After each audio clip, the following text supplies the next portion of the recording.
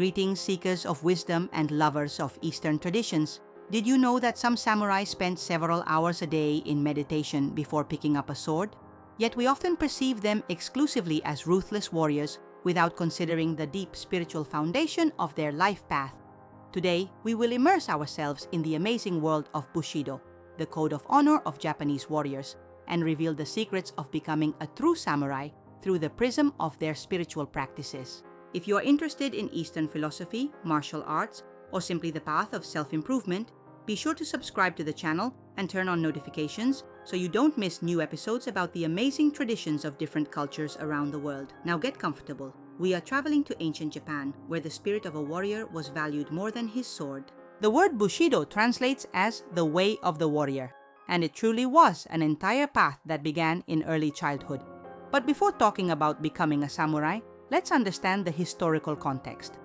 The samurai class formed gradually in Japan, beginning in the 8th century of our era, when landowners needed their own military force to protect their territories. By the 12th century, samurai had become the elite of Japanese society, and their code of honor became the basis for an entire life philosophy. Interestingly, the word samurai comes from the verb saburao, which means to serve. And indeed, the entire life of these warriors was subordinated to service, to their lord, country, and highest ideals. Many are surprised that the spiritual development of a samurai began long before he took up weapons. Already at the age of 5 to 7 years, future warriors began studying the basics of etiquette, calligraphy, and literature. They memorized classical texts and the foundations of Confucian morality. Imagine, a small child sits for hours in a motionless position, drawing characters and memorizing long passages from philosophical treatises. And this was just preparation to cultivate patience, concentration, and willpower, qualities necessary for the spiritual path of a warrior. One of the cornerstones in the spiritual formation of a samurai was the concept of mushin, the state of empty mind. Sounds simple, doesn't it? However, in practice, achieving this state required many years of persistent training. The essence of mushin was to free the consciousness from any thoughts, emotions, and prejudices to act intuitively, without delay. Samurai practiced zazen, a form of sitting meditation, during which they simply sat with a straight back and observed their breathing. Sometimes such sessions lasted several hours. At the same time, the warrior had to maintain complete immobility, despite numb legs, back pain, or insect bites. This practice taught control not only of the mind, but also of the body, overcoming its weaknesses. Interestingly, for a samurai, spiritual practices were inseparable from martial arts. Eastern martial arts are not just a set of techniques for defeating an opponent, but a holistic system of human development. For example, in the art of swordsmanship, kenjutsu, great attention was paid to the internal state of the warrior. It was believed that true mastery comes only when the sword and swordsman become one, and movements are performed without the participation of the conscious mind.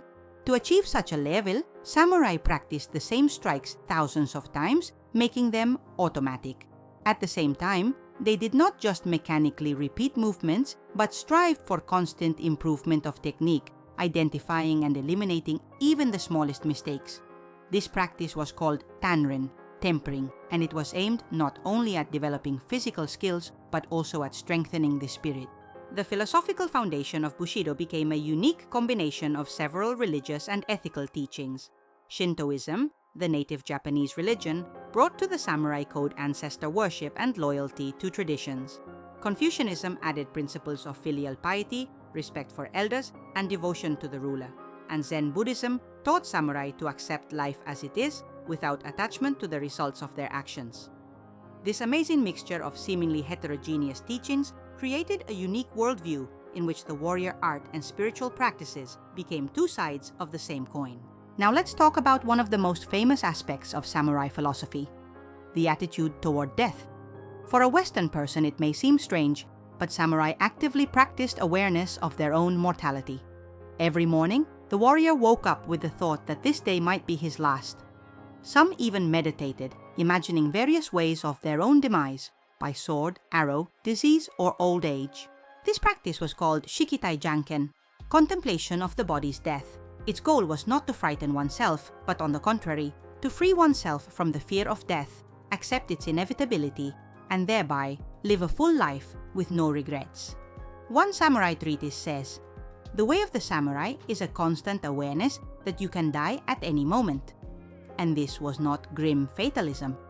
Rather, such an approach helped to value every moment of life and always be ready to meet death with dignity. Surprisingly, samurai paid great attention to aesthetic development, the art of calligraphy, painting, poetry, tea ceremony, flower arrangement. All this was considered an important part of the warrior's path. This manifested the concept of bunbu ryodo, the way of the brush and sword, according to which military and cultural skills should be developed equally. Samurai believed that the practice of arts develops the same qualities needed in battle: concentration, attentiveness, a sense of balance and harmony.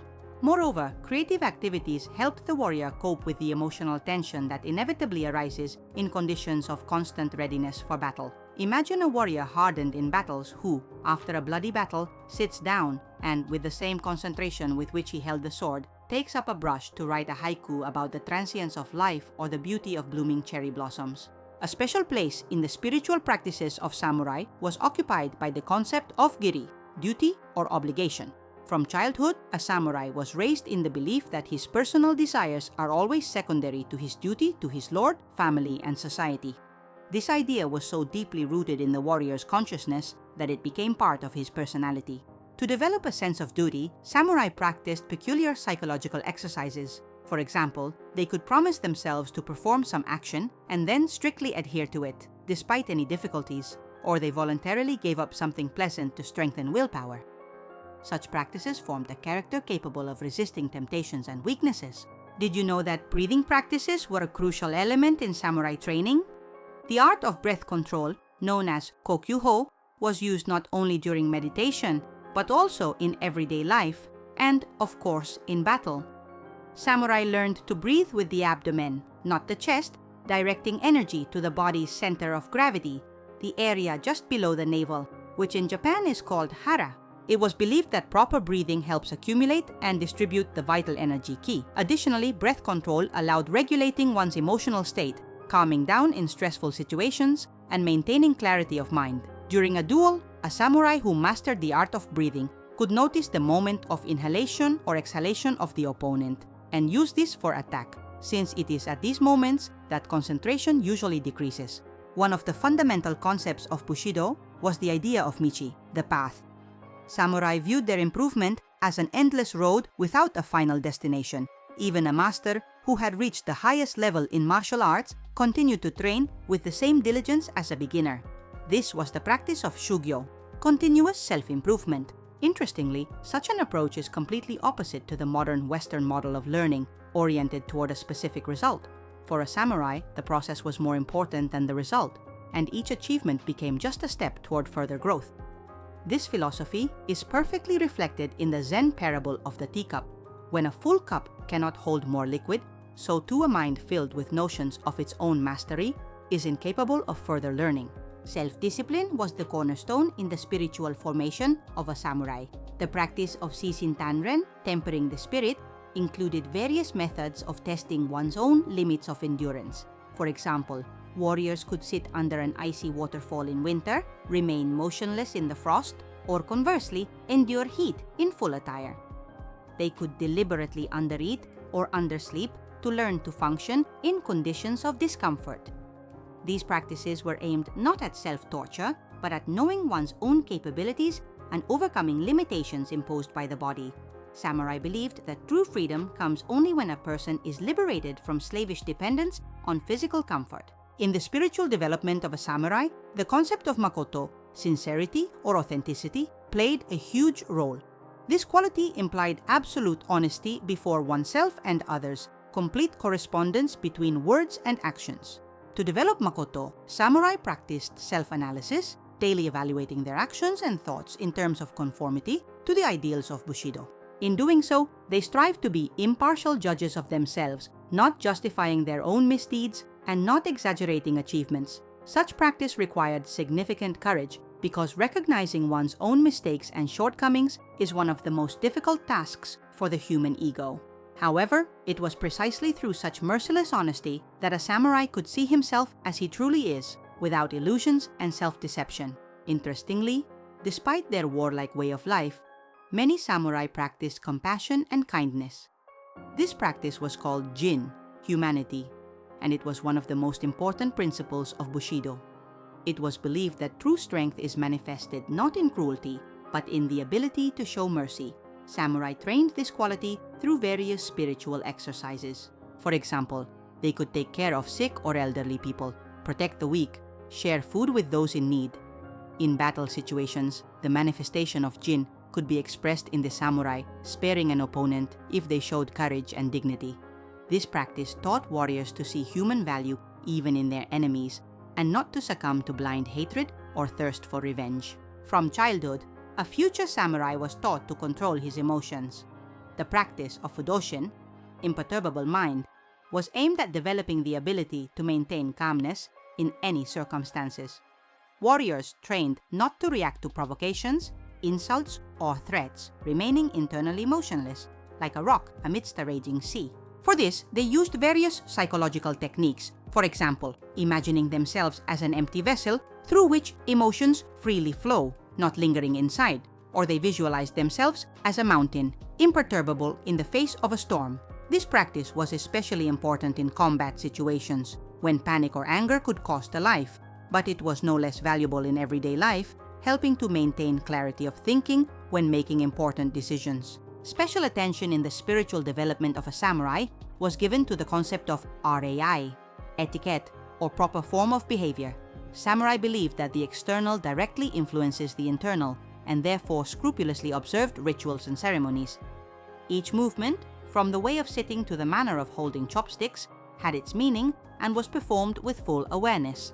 This practice was called katachi, form, and it was aimed at developing mindfulness in everyday actions.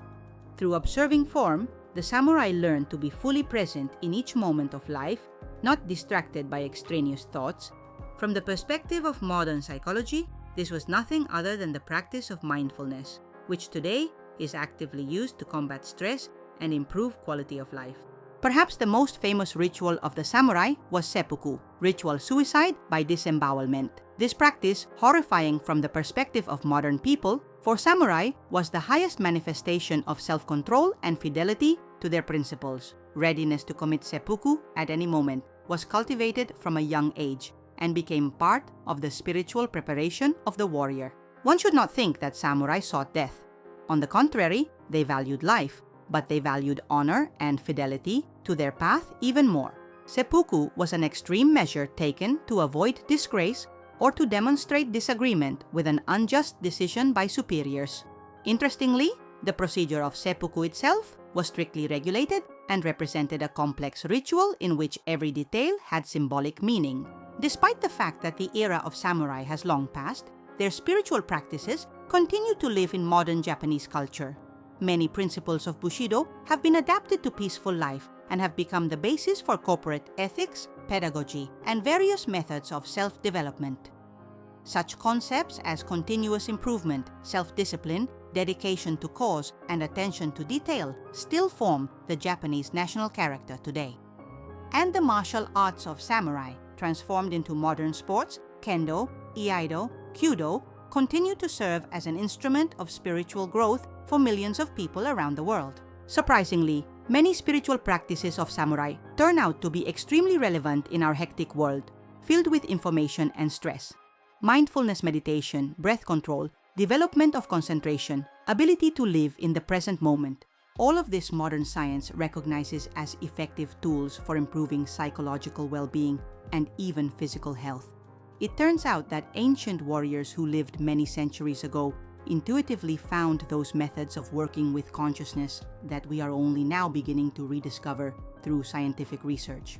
Summing up, we can say that becoming a samurai was a holistic process encompassing all aspects of life, from combat training to aesthetic education, from physical development to spiritual growth. Bushido offered not just a set of rules of behavior, but a holistic philosophy of life in which the warrior art became a path to self-knowledge and self-improvement. And although we live in a completely different era, Many principles and practices of samurai can be adapted to modern life and help us become more mindful, disciplined, and purposeful. What do you think? Which of the spiritual practices of samurai seem most valuable to you for modern people? Share your thoughts in the comments. I'm very interested to know your opinion. If this topic interested you, don't forget to like, subscribe to the channel, and click the bell to not miss new episodes. And if the video seemed useful to you, share it with friends. Perhaps they will also be interested in immersing themselves in the world of Eastern wisdom. In upcoming episodes, we will continue to explore the amazing traditions of different cultures and discover new paths to self-knowledge and personal growth. Remember, the journey of 1,000 li begins with a single step. Until next time.